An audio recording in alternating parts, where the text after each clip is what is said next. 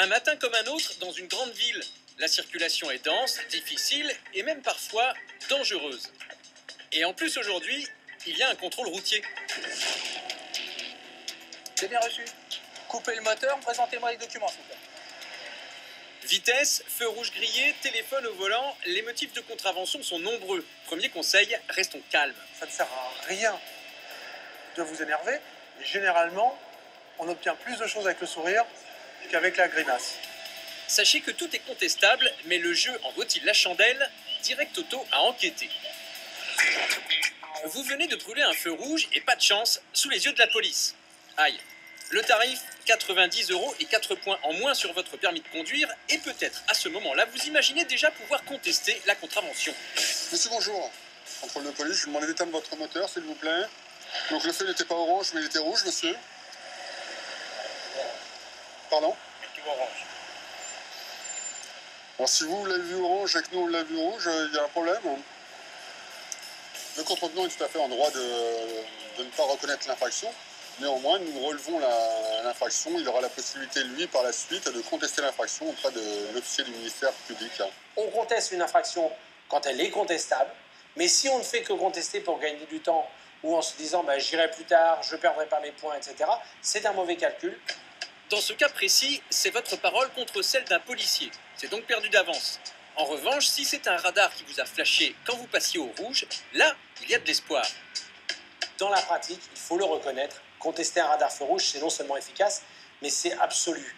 C'est-à-dire que comme vous êtes toujours flashé par le radar feu rouge par l'arrière, eh bien votre contestation non seulement est recevable, mais on ne pourra jamais prouver que c'est vous qui conduisiez le véhicule. Aujourd'hui, un automobiliste qui perd ses points dans le cadre d'un radar automatique de vitesse ou de feu rouge, c'est un automobiliste qui est mal informé.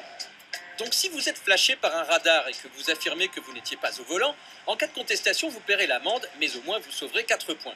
Mais attention, sans l'aide d'un conseil professionnel, préparez-vous à une longue procédure pour, au final, un verdict qui peut vous décevoir.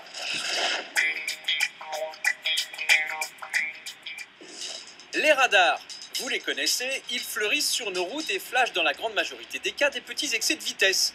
Un excès de vitesse en dessous de 20 km/h coûte 1 point de retrait, récupérable au bout de 6 mois sans infraction.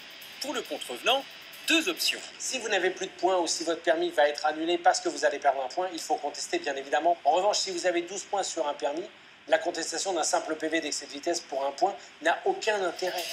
Et oui, car une procédure pour contestation est longue et coûteuse.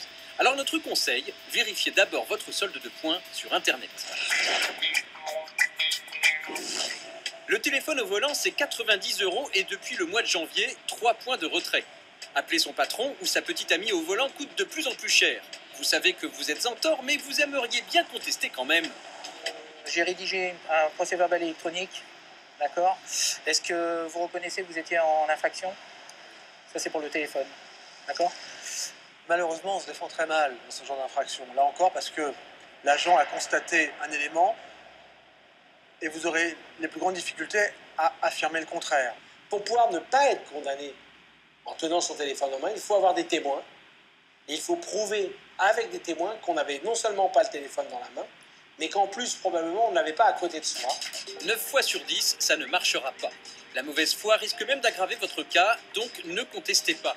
Mais si vous le faites, faites-vous épauler par un conseil. Et surtout, attention aux sites qui vous proposent des lettres type payantes. Ils ne sont pas particulièrement bien vus par l'officier du ministère public. Enfin, le stationnement gênant. Pensez que tout est permis parce que l'on s'arrête 2 minutes pour faire une course. 2 minutes qui en durent au moins 10, en général, c'est un peu abusé. Place handicapée, arrêt de bus ou comme ici, transport de fond, ce n'est pas permis et pas contestable. Là, en revanche, sur une place livraison, c'est une toute autre histoire. Il ne faut pas croire que ce sont des places exclusivement réservées aux professionnels de la route. Ce n'est pas le cas. Dès lors que vous êtes dans le cadre d'une manutention, pour un objet, pour une personne, vous êtes en droit de les utiliser. Attention, pas si simple. Il vous faudra prouver que vous vous étiez arrêté pour charger ou décharger et qu'il s'agissait d'un arrêt temporaire et non pas d'un stationnement. Conclusion, l'avocat est un atout majeur si votre permis est en jeu.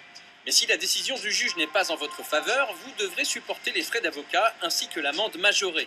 Alors réfléchissez bien, car si les points sont en jeu, les amendes, elles, sont quasi impossibles à éviter. Et avec nous,